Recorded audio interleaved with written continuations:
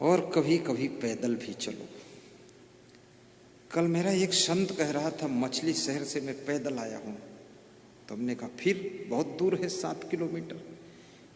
बोले 1 किलोमीटर जब बचा तो एक साइकिल मिल गई, उस पर बैठ लिया। तो हमने कहा इतना लंबा क्यों आए? बोले गुरु से मिलना था, गुरुदेव से मिलना है, गुरुदेव से मिलना है। तो मैंने कहा सुबह तो मिले, दोपहर मिले। बोले शाम को मिलना है, शाम को मिलना है। पैदल आ गए। कभी कभी दौड़ा भी करो, बहुत धीरे मत चला करो, तेज दौड़ दो। व्यायाम रोज किया करो, हाथ पांव घुमाया करो, सुंदर शरीर रहेगा। और महिलाओं को चाहिए कि बाबा रामदेव का योगा 1 घंटे जरूर करें। रामदेव सिखाते हैं बहुत अच्छा योगा।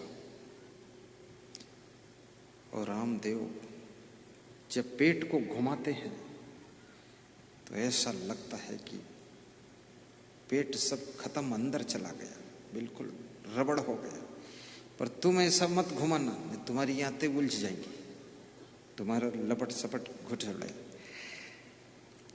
पर थोड़ा हाथ पांव घुमाइए, व्यायाम कीजिए, कमरे के अंदर कीजिए, खिड़की खोल लीजिए।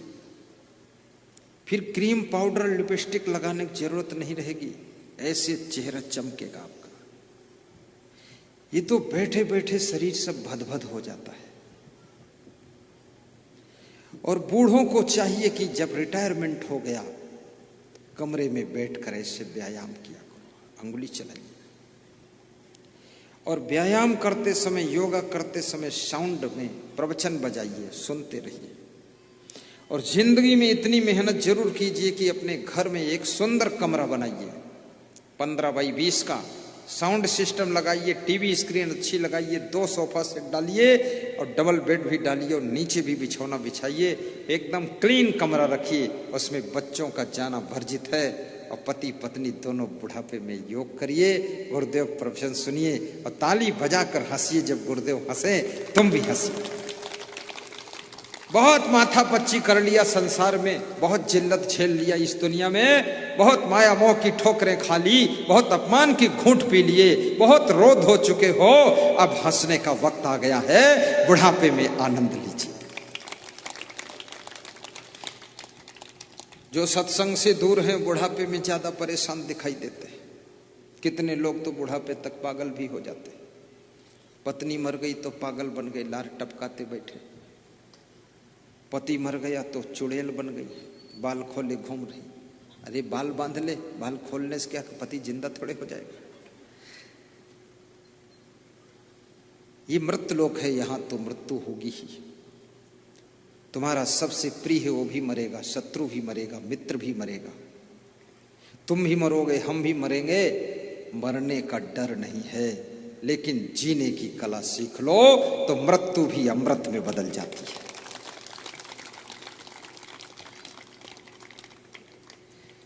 जीवन खत्म हुआ तो जीने का ढंग आया।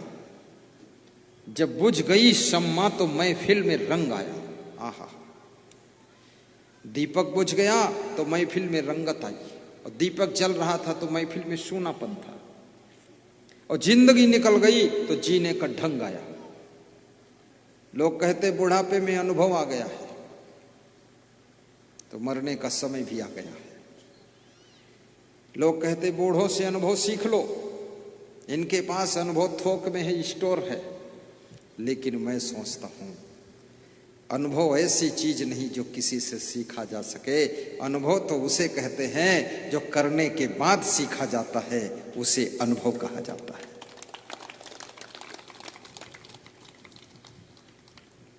ज्ञान सीखना चाहिए, अनुभव तो जब तुम कुछ करते हो तो साथ में अनुभव होता है।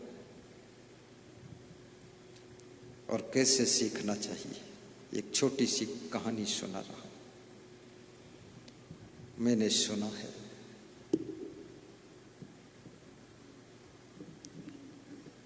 एक चित्रकार रहता था, उसका बाप भी चित्रकार था, बेटा भी चित्रकार। तो बाप चित्र बनाता था, अपने बेटे को सिखाता था। तो बाप जो चित्र बनाता था उसका चित्र 700 रुपये का बिकता था, और बेटे ने जब चित्र बनाया तो उसका चित्र मात्र 200 रुपये में बिका। तो बाप ने बेटे से कहा कि थोड़ा और मेहनत कर दो। तो बेटे ने कहा, पिताजी आपके अंदर चित्र बनाने की बहुत बड़ी कला है, लेकिन वो कला तुम पूरी सिखाते नहीं हो, क्योंकि आप बनाते हो चित्र तो 700 का बिकता है और मैं बनाता हूं तो 200 का बिकता। कहीं न कहीं तुम अपना हुनर छिपा रहे हो। मैं आपका पुत्र हूं, मुझसे भी छिपा रहे हो, पूरी बात बताओ। तो उसके बाप ने और ढंग से सिखाया, तरीके से सिखाया, और फिर चित्र बनाया बेटे ने। जब बेचने गया चित्र 500 रुपये का बिका। बेटा खुश हो गया। फिर लौट कर आया, संतुष्ट नहीं हुआ, अपने बाप से बोला कि पिताजी कहीं न कहीं कुछ छिपा रहे हो। जैसा आप बनाते हो आपका 700 में बिकता तो मेरा भी उतने में बिकना चाहिए। तो बाप ने कहा बस यही बात है, आइए बैठिए। और सिखाया, कहा थोड़ा सा चित्र में आकर्षण होना चाहिए, लगना चाहिए कि बिल्कुल मेरी ओर देख रहा है, और जिधर मुड़े उधर देखे हो, ऐसा चित्र बनाओ, आंख में कलाकारी डाल दो। सीखा और सिखाया, और फिर उस दिन चित्र बनाकर बेचने गया बाजार में तो 700 का बिका। फिर बेटा आया, बोला पिताजी अब मैं आपके बराबर सीख गया हूं, अब आपके कुछ ही सिखाने को बचा नहीं है, अब मैं परफेक्ट हो गया। 700 का तुम्हारा बिकता, 700 का हमारा बिकता है। तो उसका बाप हंसा और बोला कि बेटे यही गलती मैंने अपने बाप के साथ किया था, वही गलती तुम मेरे साथ करने जा रहे हो। मेरा बाप जो चित्र बनाता था वो 500 रुपये का बिकता था, और मैं बनाता था तो 100 रुपये का बिकता था। बाप से सीखते सीखते जिस दिन मेरा चित्र 500 का बिका, उसी दिन से मैंने सीखना बंद कर दिया। फिर मैं बहुत आगे नहीं बढ़ पाया, केवल 700 तक गया। अब तू भी मेरे बराबर आ गया, अब सीखना नहीं चाहता है, अब तू भी बहुत आगे नहीं जा पाएगा, 1000 तक मुश्किल से जाएगा। थोड़ा और सीख तो हो सकता तेरा चित्र 700 का नहीं 1700 का बिकेगा। इसलिए याद रखना, जिंदगी भर सीखते रहो ताकि तुम बाप से भी आगे जा सको। लेकिन अभिमान सीखने नहीं देता है। अहंकार बड़ा विचित्र होता है,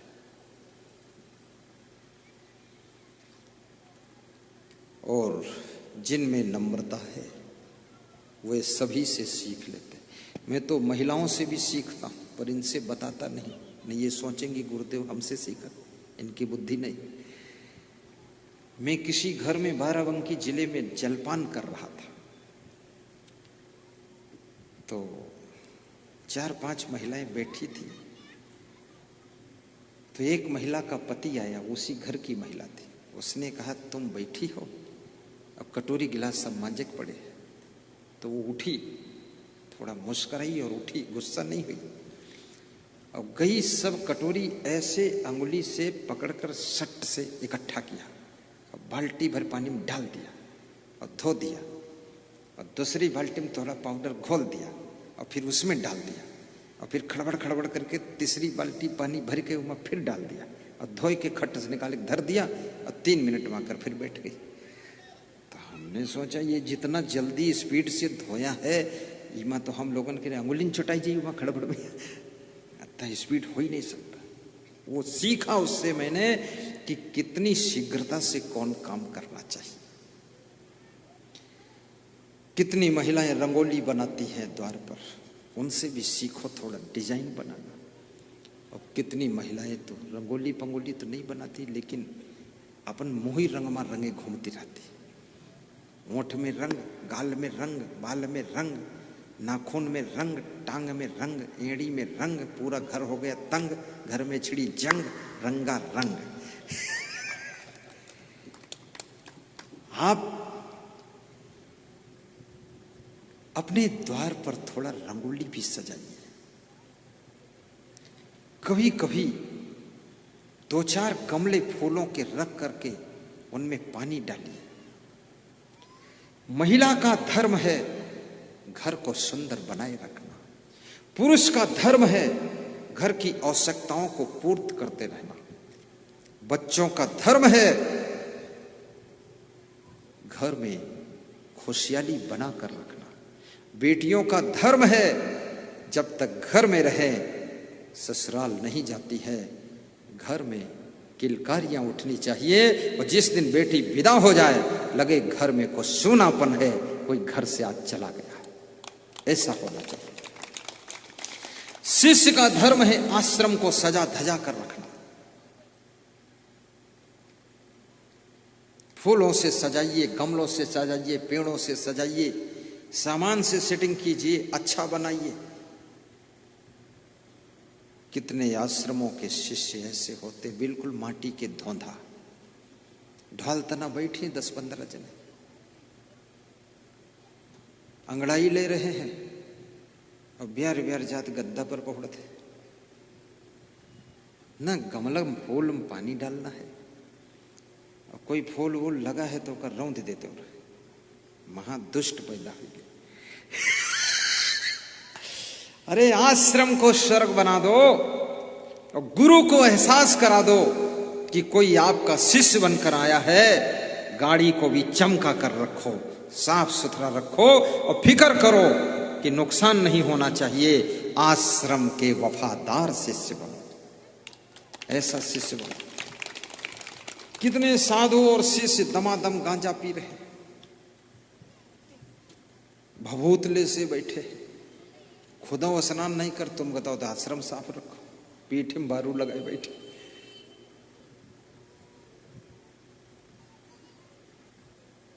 ये संत का लक्षण नहीं है। आश्रम आदर्श आश्रम बनाइए, जो लोग आए तो वहां देखें कि आश्रम ऐसा होता है। और ये उज्जैन आश्रम जो बनेगा देखने लायक होगा, सीखने लायक होगा, रहने लायक होगा, सोने लायक होगा। क्या आनंद होगा। ये अल्लम जल्लम मैं नहीं बनाऊंगा, मैं इसीलिए देर में बनाता हूं थोड़ा, लेकिन ठीक से बनाना। तुम पहुंचो तो गेट देख करके ही मुस्कान आ जाए कि वाह जय संगदेव, और अंदर जब जाओ तो बोलो वाह जय सब संतों की, और अंदर जाओ तो नींद आने लग जाए, आपको खड़े खड़े आंखें मूंद जाए, झूम जाओ, और फिर घर आने का मन ना हो, पति पत्नी दोनों बेहोश पड़े रहो भाई। ऐसा आश्रम आनंद आ जाए। आश्रम में भी वहां तकलीफ है तो क्या मतलब है, बिना बुद्धि का काम करते हो। और जो मेहनत नहीं करना चाहेगा, जो ईमानदारी से काम नहीं करेगा, वफादारी से जिम्मेदारी नहीं निभाएगा, उसका आश्रम हो चाहे घर हो सब चौपट हो जाएगा। इसलिए वफादारी रखिए। सबको इस दुनिया में थोड़े दिन ही रहना है, और सभी को 2 रोटी ही खाना, और सभी को 2 साड़ी पहनना है और 2 ही पैंट शर्ट पहनना है, 1 बेड पर सोना है। कितने लोग कहा 2 रोटी का सवाल है, क्या लफड़ा पालना है, तो 100 रोटी का सवाल किसका है। बुद्धू आदमी फालतू बात करता, आलसी निकम्मा। 2 रोटी खाओ चाहे 1 रोटी खाओ, लेकिन 2 लाख रोटियों का प्रबंध करो, जो तुमसे मिलने आए वह भी प्रेम से रोटी खा सके। अभी प्रयाग कुंभ में व्यवस्था थी तो हमारे संत जी ने कहा तैयारी रुपयों की नहीं है। हमने कहा छोड़ो बात, अकेला मैं काफी हूं, रुपया सब मेरे जिम्मे, काम करो तुम्हारे जिम्मे। हमारे 2 संत संजय दास, प्रवीण दास, 2 ने मिलकर के उस कार्यक्रम की रूपरेखा बनाई, और देवकर दास और पुष्कर दास ने थोड़ा मदद किया, और हम लोग उसी दिन पहुंचे जब कार्यक्रम होना था। रुपयों का इंतजाम हम करते रहे, धड़ाधड़ रुपया। अपने स्वार्थ के लिए रुपया इकट्ठा करना चाहोगे कौड़ी नहीं मिलेगी, और पूरी दुनिया के लिए रुपया अगर इकट्ठा करना चाहोगे तो इतना रुपया आएगा कि कभी कम नहीं पड़ेगा। और उस रुपये से 10 ग्राम भी बर्फी खरीद कर नहीं खाया, और 1 जोड़ी जूता भी ठीक ठाक नहीं खरीदा उससे, ना। और मुझे भी जो दक्षिणा मिली वो भी उसी में दे दिया, सब दे दो। क्योंकि भगवान की सेवा मंदिर में नहीं होती है, भगवान की सेवा पवित्र तीर्थ स्थानों में आने वाले तीर्थ यात्रियों की सेवा ही भगवान की सेवा होती है। इसमें से बहुत से लोग प्रयाग कुंभ में गए थे, जरा हाथ ऊंचा करके बताइए। जो हमारे कैंप में गए थे वो अब हाथ ऊंचा करो। हाँ, ये हमारे कैंप में गए थे। सेवा वहां हो रही थी कि नहीं? है? हो रही थी।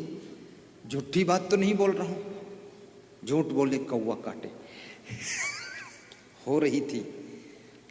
और मैं अपने कमरे से भी ध्यान रखता था। महात्मा जी इधर देखो, तुम मुस्कुराए करो। मैं कमरे से ध्यान। एक बार अनाउंस हुआ कि लोग कमंडल में, बाल्टी में, टिफिन में भोजन भर के मत ले जाएं। तो मैंने तुरंत वहां से कार्यालय में आदमी दौड़ाए। हमने कहा बता दो, बोल दें कमंडल में, बाल्टी में, ड्रम में भी भरकर घर ले जाए। क्यों बोला ना ले जाए? घर में कोई 2 बुढ़े लोग रह गए हैं, 2 मेहमान हैं, दादी माँ है, तो क्या खाएंगे? उनकी बस चूल्हा जली हुआ, यहीं से ले जाओ और रात दिन फिर खाओ जाए और ले जाओ फादिल। मेरा नहीं कोई ले जाता है, ना कोई मेरा खाता है, सब अपने अपने किस्मत और कर्म का खाते हैं, माध्यम केवल कोई बन जाता है। अनाउंस हो गया कि ले जा सकते हो। छतनाग गांव में अपना कैंप लगा था। छतनाग वासियों ने कहा कि हमारे गांव में हाँ अब की बार भगवान आए हैं, अभी तक जौन साधु आवा यहाँ का पूड़ी खाए के दहीज ना है, और इनके आने पर कुतवो मलारे गावत है और सब खूब छकत है।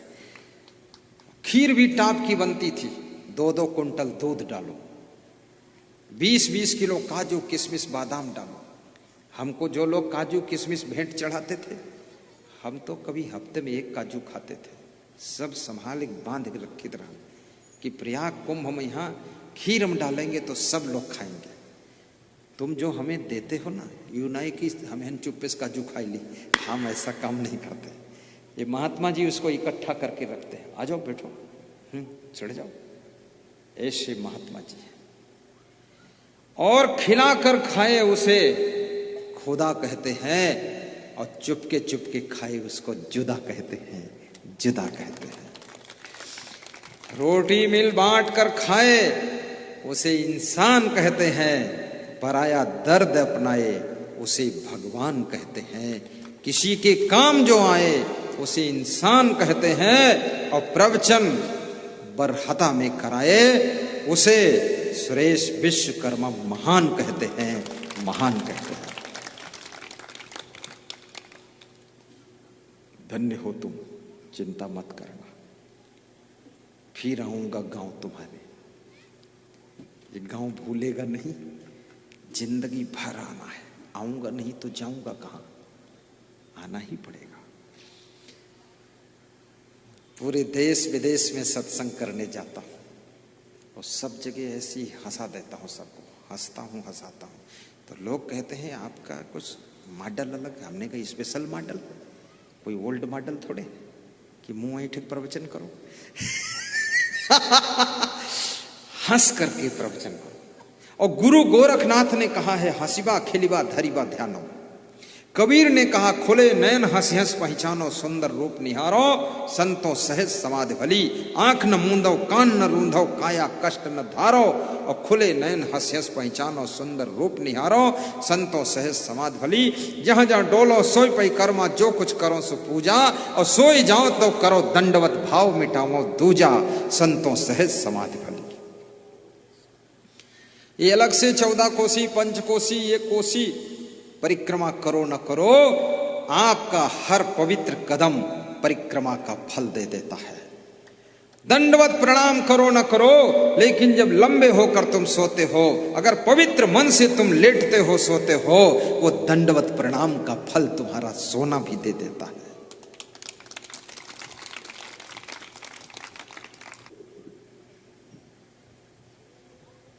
को राम रसिक रस पियहुगे, को राम रसिक रस पियहुगे। पियहुगे जोग जियहुगे, पियहुगे जोग जियहुगे, को राम रसिक रस पियहुगे, को राम रसिक रस पियहुगे। राम के रसिक बनो। और राम रस क्या है? सहनशीलता भी राम रस है। राम का वनवास हुआ, कुछ नहीं बोले, मुस्कुरा कर चल देते हैं। सह लेते हैं, गम खा लेते हैं, क्रोध नहीं करते हैं। अर्थात सहनशीलता राम रस है। आपकी पत्नी से गलती हो जाए, थोड़ा क्षमा करना, सह लेना, गम खा लेना, छोटी छोटी बात में उलझ मत जाना, यही राम रस है। आपके पति से कुछ भूल हो जाए, नुकसान हो जाए, बार बार उसकी याद मत दिलाना, गम खा लेना, यही राम रस है। आपके बेटे से कोई त्रुटि हो जाए, समझा देना, थोड़ा डांट देना और फिर प्रेम से उसको गले लगा लेना, यही राम रस है। आपकी बहू कभी चूक जाए, माफ कर देना और बहू से कहना, तुम बहू नहीं हो, देवी का रूप हो, इस घर की शोभा हो, इस घर की जान हो, फैमिली की शान हो, ये घर तुम्हारा है। और जिसके घर में बहू बनकर जाना, घर में अगर अशांति है, तुम्हारे कदम पड़ते ही घर में शांति आनी चाहिए। सासू का भी सम्मान करना, अपने से बड़ों के पैर छू लेना। मारवाड़ में अपनी सासू को बहुएं क्या कहती हैं? सासू जी सा, ससुरा जी सा। सा माने साहब, सासू बड़े सम्मान के साथ पुकारती है। अपनी वाणी को परिष्कृत करना, जीवन को सुसंस्कृत करना और अपने मन को अच्छे अच्छे गुणों से अलंकृत करना, कांटों के बीच में गुजरना, कंकड़ों के ऊपर चलना, अच्छे जूते पहनकर चले जाना। 1000 किलोमीटर कंकड़ पर तुम चल सकते हो अच्छे जूते पहनकर, लेकिन एक भी कंकड़ यदि आपके जूते के अंदर घुस गया है तो आप 10 कदम नहीं चल सकते हो। याद रखना, दुनिया में कितनी बुराइयां हो लेकिन मुस्कुरा कर जी सकते हो। तो यदि आप बुराई घुस गई तो आप जिंदगी में चैन नहीं पा सकते हो। इसलिए अपने अंदर बुराई मत आने दो। बाहर किसी में बुराई है तो उसकी परवाह छोड़ो, तुम अपनी यात्रा करते रहो। विवेक और वैराग्य, ज्ञान और भक्ति के जूते पहन लो। संसार की बुराइयों से बच करके सुख शांति की मंजिल पर पहुंचो।